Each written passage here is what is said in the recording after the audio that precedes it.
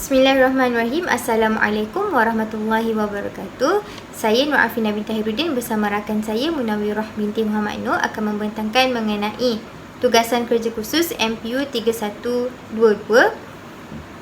hubungan etnik di bawah bimbingan Puan Syakimah binti Cik Hasbullah. Tajuk yang kami dapat adalah cabaran hubungan etnik dari aspek sosial sebelum dan selepas merdeka. Sebelum kita pergi dengan lebih lanjut, sukalah saya untuk membentangkan isi kandungan sebelum memulakan pembentangan saya. Yang pertama adalah pendefinisian. Melalui pendefinisian ini, saya akan menerangkan definisi hubungan dan etnik serta perkataan hubungan etnik itu sendiri. Seterusnya, saya akan menerangkan mengenai faktor wujudnya cabaran, kemudian cabaran hubungan etnik dan cabaran hubungan etnik dari segi ataupun dari aspek sosial. Seterusnya saya akan menyerahkan pembentangan ini kepada rakan saya untuk menyambung poin yang kelima, iaitu cabaran sebelum merdeka, yang keenam cabaran selepas merdeka, ketujuh impak, dan terakhir sekali kesimpulan. Baiklah, tanpa membuang masa, saya akan terus masuk kepada definisi. Definisi hubungan menurut Dewan Bahasa dan Pustaka bermaksud rangkaian atau pertalian. Manakala definisi etnik pula bermaksud bukan bangsa manusia. Ia juga berkaitan dengan kumpulan sosial yang mempunyai persamaan dalam budaya. Manakala maksud hubungan etnik merujuk Kamus Dewan edisi keempat adalah pertalian atau perkaitan antara etnik atau kaum. Melalui definisi ini, jelaslah bahawa hubungan etnik merupakan satu pembinaan hubungan untuk merapatkan jurang antara kaum. Seterusnya kita akan bergerak kepada faktor wujudnya cabaran. Setiap perkara yang berlaku pasti ada cabaran dan ujian masing-masing. Demikian itu dengan pembinaan hubungan etnik ini. Maka apakah penyebab wujudnya cabaran-cabaran yang mengganggu dalam pembinaan hubungan etnik ini? Wujudnya cabaran dalam membina hubungan etnik adalah disebabkan beberapa faktor yang bercanggah dengan kebiasaan sesuatu bangsa. Tambahan pula dengan campur tangan orang luar, iaitu penjajah yang hanya mementingkan keuntungan mereka menyebabkan suasana kacau bilau, walhal pluralisme ini disebabkan oleh mereka sendiri. Ini bermaksud keberadaan mereka di dalam sistem pemerintahan, iaitu mereka yang saya maksud adalah penjajah di dalam sistem pemerintahan tanah Melayu dahulu kala menyebabkan kacau bilau untuk membina hubungan etnik ini, walhal mereka lah penyebab berlakunya pluralisme di tanah Melayu, tapi mereka juga tidak mendatangkan solusi. Seterusnya kita akan masuk kepada faktor-faktor cabaran hubungan etnik yang saya sebutkan tadi lah. Beberapa faktor yang menyebabkan kacau bilau ataupun menyebabkan ketidakbiasaan yang berlaku dalam kalangan satu-satu kaum. Jadi antara faktornya adalah dari aspek politik, aspek ekonomi, aspek sosial dan juga aspek agama. Namun untuk pembentangan kali ini, kami akan fokuskan kepada aspek sosial sahaja. Kita masuk kepada fokus pembentangan. Fokus pembentangan seperti yang saya katakan tadi adalah aspek sosial sahaja. Oleh itu kita masuk kepada definisi sosial melalui Dewan Bahasa dan Pustaka, membawa maksud segala yang berkaitan dengan masyarakat, perihal masyarakat dan kemasyarakatan. Oleh itu, untuk memahami lebih lanjut, terdapat beberapa aktiviti sosial yang dapat digambarkan dalam pembinaan hubungan etnik di Malaysia. Melalui aktiviti sosial kita dapat lihat kerenggangan yang berlaku dalam membina hubungan etnik. Melalui aspek yang diketengahkan, kami akan membentangkan mengenai cabaran yang dihadapi dalam membentuk hubungan etnik adalah daripada aspek sosial. Baiklah, seterusnya cabaran dari aspek sosial ada 4. Saya akan sebutkan satu-satu. Yang pertama, pemisahan fizikal. Pemisahan fizikal ini berlaku kerana dasar pecah dan perintah yang diamalkan oleh British ketika menakluk tanah Melayu. Hal ini merenggangkan hubungan dan menyukarkan interaksi antara kaum. Dan ini kerana kesukaran berinteraksi, mereka duduk dalam kelompok mereka dan akhirnya mereka akan memperkuatkan semangat kekitaan dan sikap ethnocentrism dalam diri mereka. Dalam satu kaum tu lah, mereka akan merasa mereka yang paling hebat dan mereka yang paling baik, dan mereka tak mahu pun bercampur dengan etnik lain. Okay. Kemudian yang kedua, sistem pendidikan. Sistem pendidikan ketika pemerintahan British dahulu ada pemisahan antara etnik. Yang Melayu di sekolah Melayu, yang Cina di sekolah Cina, yang India di sekolah India. Jadi pendidikan yang berasingan serta sistem kendiri daripada pelbagai etnik ni menyebabkan sukarnya untuk membina hubungan etnik. Dan seperti pembinaan sekolah vernacular yang menyebabkan mereka hanya berinteraksi menggunakan bahasa ibunda dan dengan kelompok mereka sendiri. Seterusnya yang ketiga, polarisasi pelajar. Polarisasi pelajar bermaksud pola ataupun sekelompok pelajar hanya duduk dengan mereka saja. Bila bermulanya polarisasi pelajar ini adalah apabila diterapkan daripada tahap awal lah di sekolah rendah. Kerana itu sekolah jenis kebangsaan Cina dan jenis kebangsaan Tamil ni ada pro dan cons, ada baik dan buruk, dan keburukannya adalah kerana berlaku polarisasi daripada awal. Kemudian kerana kerenggangan ini akhirnya dibawa kepada sekolah menengah dan institusi pengajian tinggi, dan ini akan menyukarkan lagi proses untuk membentuk kesatuan etnik di Malaysia. Kemudian yang keempat, yang terakhir adalah kontrak sosial. Kontrak sosial merupakan satu persetujuan yang dipersetujui oleh 3 etnik besar, iaitu India, Cina dan juga Melayu pada tahun 1948. Jadi kontrak sosial ini adalah asas dalam pembinaan masyarakat di Malaysia, dan keberadaan kontrak sosial ni sering diabaikan. Okey, kita tengok pula apakah isi daripada kontrak sosial itu. Okey, ada 4 perkara yang di-highlightkan ataupun keluarkan daripada kontrak sosial ni. Yang pertama, pertutusan dalam kontrak sosial itu mempersetujui bahawa jaminan terhadap peranan politik Kesultanan Melayu. Jadi mengenai politik negara serah kepada orang Melayu lah, dan dipersetujui dalam kontrak sosial tu. Kemudian kontrak sosial tersebut mengambil kira kedudukan bukan Melayu, iaitu Cina dan India yang terbesar lah, bukan Melayu terbesar, dalam negara yang bakal merdeka. Jadi kontrak sosial tu menyeluruh lah, untuk orang Melayu ada, untuk orang Cina ada, untuk orang India ada. Kemudian kontrak sosial ni merupakan satu proses tawar-menawar antara Melayu dan juga bukan Melayu. Dan terakhir sekali, perkara dalam kontrak sosial ni adalah perkara yang menjadi asas dalam pembentukan Perlembagaan Tanah Melayu. Itu adalah 4 perkara yang ada dalam kontrak sosial. Disebabkan beberapa perkara yang tidak dipersetujui antara satu-satu kaum, maka kontrak sosial itu tidak diamalkan dengan sebaiknya lah, dan sentiasa berlaku perbalahan, percanggahan, ketidaksefahaman dan sebagainya di antara kaum. Jadi kita akan masuk pula kepada poin rakan saya. Jadi saya akan serahkan kepada Munawirah binti Muhammad Noor. Baiklah, kita masuk kepada cabaran aspek sosial, yakni sebelum merdeka. Yang pertama, daripada segi pemisahan fizikal, yakni wujudnya masyarakat pelbagai etnik melalui kemasukan orang Cina dan India sebagai buruh. Kita tahu waktu zaman penjajahan dulu, British telah bawa masuk buruh daripada Cina, negara Cina dan India masuk ke tanah Melayu. Jadi bila buruh-buruh daripada Cina dengan India ni masuk, mereka diasingkan dengan penduduk tempatan dari segi pekerjaan dan juga tempat tinggal. Macam kita tahulah, paling senang, buruh India akan bekerja dekat ladang getah dan dia akan tinggal di estate. Jadi ada perbezaan tempat tinggal. Orang Melayu dekat tempat lain, dekat kampung. Orang Cina lain dia punya pekerjaan. Jadi kita dipisahkan dengan pemisahan fizikal daripada segi pekerjaan dan juga tempat tinggal.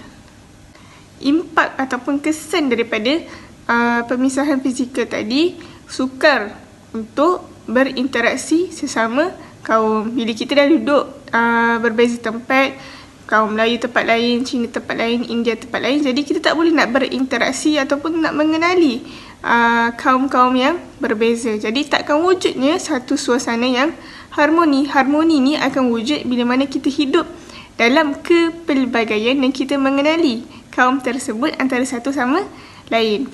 Seterusnya, tak dapat mengenali budaya kaum dengan lebih dekat. Sebab kita duduk dengan jauh, orang Melayu tempat jauh, kerja pun lain-lain. Bila kerja je, orang Melayu je kerja dekat bahagian ni. Bila pergi ladang getah, kaum buruh daripada India sahaja. Jadi kita tak dapat nak kenal budaya masing-masing. Dan kita pun tak duduk dengan jarak yang dekat sebab kita dipisahkan secara fizikal. Seterusnya, meningkatkan rasa kekitaan ataupun ethnocentrism. Bila kita duduk dengan kaum kita sahaja, kita akan mengenali budaya kita sahaja. Jadi, kekitaan terhadap etnik kita ataupun budaya kita tu akan meningkatlah orang cakap.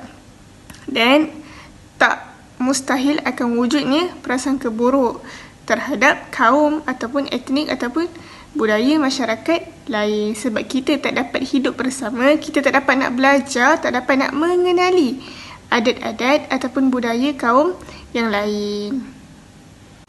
Cabaran yang kedua daripada aspek sosial sebelum merdeka adalah daripada sistem pendidikan. Setiap golongan etnik mempunyai sistem pendidikan yang tersendiri, sistem persekolahan yang memisahkan pelajar mengikut bahasa ibunda. Maksudnya dekat sini, dulu, waktu zaman penjajahan sebelum merdeka, adanya sekolah Melayu, jadi bahasa pengantaranya bahasa Melayu. Adanya sekolah Cina di mana kaum-kaum Cina akan masuk sekolah Cina dengan menggunakan bahasa Mandarin. Mereka akan belajar bahasa pengantaranya adalah bahasa Mandarin. Manakala orang India akan masuk ke sekolah India dan bahasa pengantaranya adalah bahasa Tamil. Sekolah Inggeris pun ada, kita akan menggunakan bahasa Inggeris. Jadi sukatan kurikulum setiap sekolah ni adalah berbeza. Orang Cina dan India akan bawa sukatan daripada negeri mereka. Jadi orang kata tak ada persamaan terhadap kurikulum, peperiksaan, bahasa pengantara dan sebagainya. Sebab sekolah masing-masing, sekolah Melayu, sekolah Cina, sekolah Tamil, sekolah Inggeris menggunakan bahasa pengantara ataupun bahasa ibunda mereka sebagai bahasa pengantara, bahasa yang mereka belajarlah di sekolah. Baik, impak daripada sistem pendidikan tersebut menyebabkan interaksi yang berlaku dalam kalangan pelajar berkisar di kalangan etnik mereka sendiri. Sebab apa? Sekolah India, kaum India belajar bahasa Tamil. Sekolah Cina, murid Cina belajar bahasa Mandarin. Sekolah Melayu, orang Melayu belajar bahasa Melayu. Mereka akan belajar bahasa yang digunakan oleh mereka dalam kehidupan seharian. Jadi kita tak belajar pun bahasa-bahasa kaum lain. Jadi dekat situ akan wujudnya cabaran dalam memupuk integrasi dan juga persefahaman. Sebab kita tak belajar, tak dapat nak mengenali, tak dapat nak mendengar sekalipun bahasa-bahasa daripada kaum yang lain. Sebab apa? Bila kita orang Melayu, pergi sekolah Melayu, belajar bahasa Melayu. Yang kawan-kawan India, pergi sekolah India, belajar bahasa Tamil. Seterusnya, cabaran ketiga aspek sosial, yakni sebelum merdeka adalah polarisasi pelajar ataupun keterasingan dalam pendidikan di peringkat sekolah rendah, sekolah menengah maupun Institut Pengajian Tinggi Awam IPTA serta Institut Pengajian Tinggi Swasta IPTS. Kesan daripada keterasingan tersebut, nilai semangat kekitaan tidak dapat diterapkan. Sebab apa? Kita diasingkan. Sekolah rendah Melayu, orang Melayu je. Sekolah rendah orang Cina je. Jadi ibu bapa kurang mempercayai untuk menghantar anak-anak mereka ke sekolah kebangsaan. Mereka lebih memilih untuk menghantar anak mereka ke sekolah jenis kebangsaan, SDKC atau SDKT sekalipun, kerana mereka mempercayai bila diorang hantar anak mereka di sana, anak-anak mereka akan lebih terjamin daripada segi kecemerlangan akademik. Kerana apa? Berbeza daripada segi struktur pendidikan. Macam yang kita dengar lah, sampai ke hari ni, bila sebut je sekolah SDKC, SDKT, kewangan daripada segi pendidikan, prasarana, struktur dan sebagainya, infrastruktur dan sebagainya, lebih daripada sekolah kebangsaan. Sampai ke hari ni wujudnya perasaan ataupun hadirnya kurangnya kepercayaan ibu bapa terhadap sekolah kebangsaan itu sendiri. Cabaran aspek sosial yang keempat sebelum merdeka adalah daripada segi kontrak sosial. Kontrak sosial ni apa? Ia adalah satu persetujuan bersama antara kaum Melayu, Cina dan juga India ketika mahu mencapai kemerdekaan. Jadi pemimpin-pemimpin kita pada zaman dahulu telah melakukan banyak rundingan dengan pihak British untuk mencapai kemerdekaan. Kalau kita belik ataupun teliti semula sejarah-sejarah terdahulu, kita banyaklah buat rundingan dengan orang-orang luar, orang-orang negara, iaitu British lah, untuk mencapai kemerdekaan. Sebab apa? Sebab kita dijajah oleh pihak British. Kontrak sosial merupakan persetujuan oleh 3 wakil utama dari 3 masyarakat yang utama dalam tanah Melayu yang mewakili parti-parti tersebut. Antaranya, wakil daripada kaum Melayu ialah Tunku Abdul Rahman Putra Al-Haj, manakala wakil kaum Cina adalah Tun Tan Cheng Lock dan wakil daripada kaum India adalah Tun Viti Sambatan. Tak dilupakan juga bila kita sebut mengenai kontrak sosial, iaitu persetujuan quid pro quo, iaitu ataupun lebih senang kita nak faham, saling memberi. Ini pun dipanggil sebagai kontrak sosial. Persetujuan quid pro quo ni adalah perjanjian kontrak sosial dalam kalangan masyarakat Malaysia yang telah dipersetujui sejak tahun 1948 dalam Perjanjian Persekutuan Tanah Melayu dan telah termaktub dalam Perlembagaan Malaysia sehingga ke hari ini. Dalam persetujuan quid pro quo ni ada apa? Dia lebih kepada hak-hak keistimewaan orang yang duduk ataupun sebagai orang Melayu di tanah Melayu. Impak ataupun kesan daripada kontrak sosial ni, British telah mendapat hak untuk menakluk negeri-negeri Melayu secara sah. Dia ada orang kata taktik lah, tipu muslihat. Sebab bila kita berunding ni, British ambil kesempatan lah untuk dapatkan hak-hak, untuk dapatkan hasil ekonomi dan sebagainya. Jadi apa yang lain, kuasa Raja-Raja Melayu telah dikurangkan menyebabkan pihak British penjajah melakukan dengan sewenang-wenangnya dalam mengaut hasil mahsul tanah Melayu, seperti yang saya dah sebutkan sebentar tadilah. Dan British telah melakukan dasar pecah dan perintah untuk mengelakkan penentangan kepada mereka. Macam kita tahu, pihak British bawa masuk buruh daripada China dan juga India. Jadi untuk pastikan buruh daripada China dengan India ni tak menentang, British telah melakukan dasar pecah dan perintah. Dia asingkan kita di tempat yang berbeza, tempat tinggal yang berbeza, pekerjaan yang berbeza, dan ada arahan-arahan lain yang dikeluarkan supaya buruh-buruh daripada China dengan India ni tak menentang lah British. Tadi kita dah cerita cabaran aspek sosial sebelum merdeka. Kali ini kita masuk kepada aspek sosial, cabaran aspek sosial selepas merdeka. Sudah pasti satu cabaran yang sangat besar buat negara Malaysia setelah mencapai kemerdekaan, khususnya dalam soal integrasi ataupun perpaduan. Jadi kita masuk yang pertama, iaitu pemisahan fizikal. Jabatan Perpaduan Negara ataupun singkatannya JPN dan Majlis Muhibah Negara MMN telah dibentuk dan digabungkan pada 1 Januari 1972 menjadi Kementerian Perpaduan Negara yang kini bergelar sebagai Kementerian Perpaduan Negara dan Pembangunan Masyarakat yang ditugaskan untuk mengendalikan aktiviti-aktiviti bercorak muhibah untuk masyarakat yang berbilang kaum. Macam kita tahu, di negara Malaysia kita pada hari ini adanya masyarakat yang pelbagai. Masyarakat majmuk lah orang cakap. Cina, India, Melayu, Kadazan, Luzon, Iban dan sebagainya.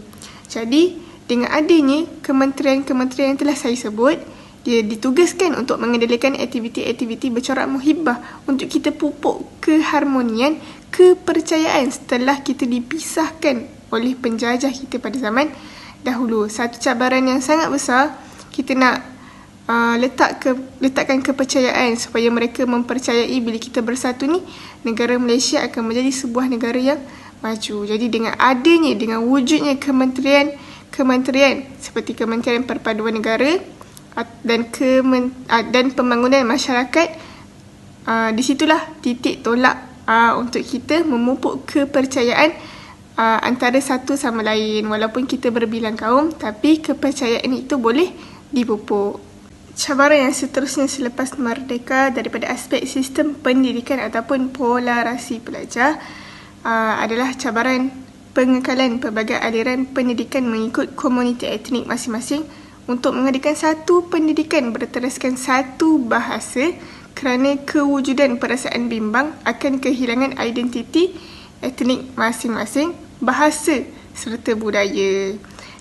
Jadi bila kita nak letakkan, kita gunakan satu sahaja bahasa untuk sistem pendidikan, akan wujudnya perasaan bimbang lah dalam diri kaum India, kaum Cina dan kaum-kaum yang lain, sebab mereka risau, bimbang, identiti mereka sebagai kaum Cina, India akan hilang bila mana kita menggunakan satu bahasa sahaja dalam sistem pendidikan.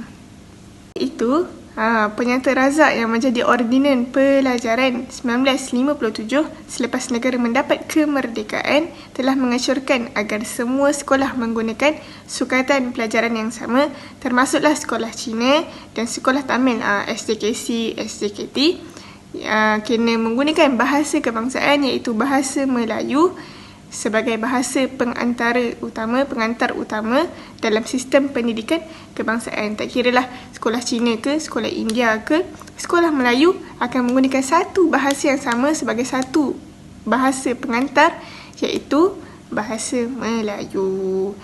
Jadi dekat situ kita dah nampak dah macam mana kita nak wujudkan integrasi, kesepaduan, perpaduan, keharmonian dalam sistem pendidikan. Kita menggunakan sukatan pembelajaran yang sama dan kita menggunakan bahasa pengantar yang sama. Tapi bukan satu perkara yang mudah sebab kita diasingkan dulu dengan sekolah yang berbeza, bahasa yang berbeza, sukatan yang berbeza. Jadi bila mana kita nak menetapkan semua sekolah menggunakan satu bahasa yang sama, sukatan yang sama, sudah pasti ada cabaran yang tersendiri. Jadi sebab itu wujudnya Penyata Razak yang menjadi ordinan ataupun Ordinan Pelajaran 1957 inilah yang menjadi penggerak kepada semua kaum untuk menggunakan bahasa Melayu sebagai bahasa pengantar utama di setiap sekolah. Dari segi kontrak sosial pula, macam mana kita nak satukan semua kaum, semua etnik, semua budaya, semua masyarakat.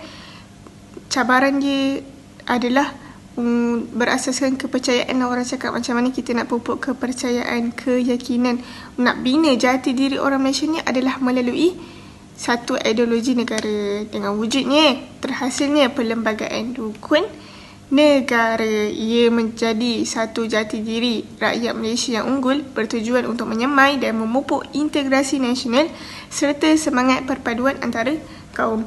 Rukun negara tak tertumpu, tak berfokus kepada kaum Melayu sahaja, tetapi dalam rukun negara tu kita menyemai satu rasa kekitaan, semangat integrasi nasional pelbagai kaum untuk menjadi satu masyarakat Malaysia yang sangat-sangat harmoni. Kenapa saya katakan begitu? Rukun negara dengan prinsip-prinsip berdasarkan semangat perlembagaan diharapkan dapat membentuk jati diri rakyat negara Malaysia sebagai satu bangsa dan dijadikan sebagai pedoman dan hala tuju dalam merancang program pembangunan negara. Secara khususnya, ia merupakan ikrar yang menjadi acuan bagi integrasi nasional, pembentukan bangsa Malaysia dan ideologi negara. Negara Malaysia ni satu negara yang sangat dipandang oleh negara luar. Kerana apa? Kita terdiri daripada masyarakat yang pelbagai, masyarakat majmuk. Ada kaum Cina, India, Iban, Kadazan, Duzun, Melanau dan sebagainya. Pelbagai kaum, masyarakat, etnik dan budaya serta agama. Tapi macam mana kita mewujudkan rasa kekitaan, semangat perpaduan, integrasi nasional? Itulah yang menjadi tumpuan kepada orang luar. Jadi dengan adanya rukun negara, ia merupakan salah satu inisiatif ataupun usaha untuk mengikis semangat kekitaan terhadap etnik masing-masing supaya kita menjadi satu masyarakat yang bersatu padu demi memajukan negara Malaysia. Baiklah, kita akan masuk kepada kesimpulan iaitu slide terakhir bagi pembentangan kali ini. Kesimpulan yang kami dapati bagi pembentangan kami adalah yang pertama, komunikasi. Komunikasi antar kaum merupakan satu kunci yang penting.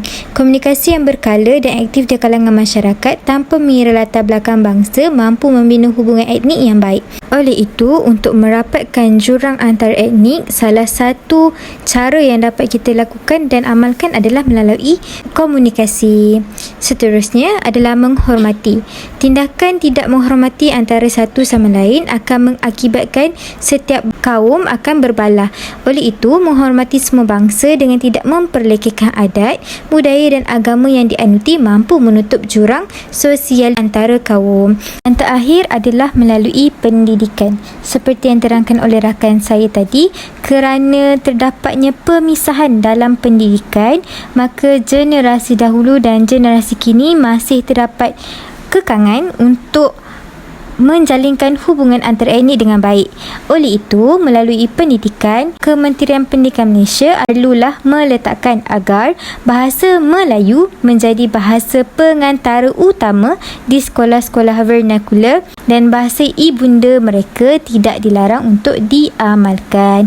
Selain itu, letakkan kewajipan sekurangnya terdapat 30 orang pelajar yang berlainan bangsa untuk belajar di sekolah vernakular ini, barulah sekolah vernakular itu dapat dijalankan. Hal ini kerana untuk memberikan mereka ruang dan peluang berkomunikasi, bekerjasama dan berinteraksi dalam bentuk pendidikan, dalam bentuk aktiviti pengetahuan bersama. Hal ini akhirnya akan melahirkan generasi yang kukuh dan saling mengenali walaupun mempunyai latar belakang bangsa, adat, budaya dan agama yang berbeza. Baiklah, insya-Allah itu sahaja daripada kami berdua. Berikut saya lampirkan senarai rujukan semasa kami menyelesaikan tugasan pembentangan ini. Terima kasih.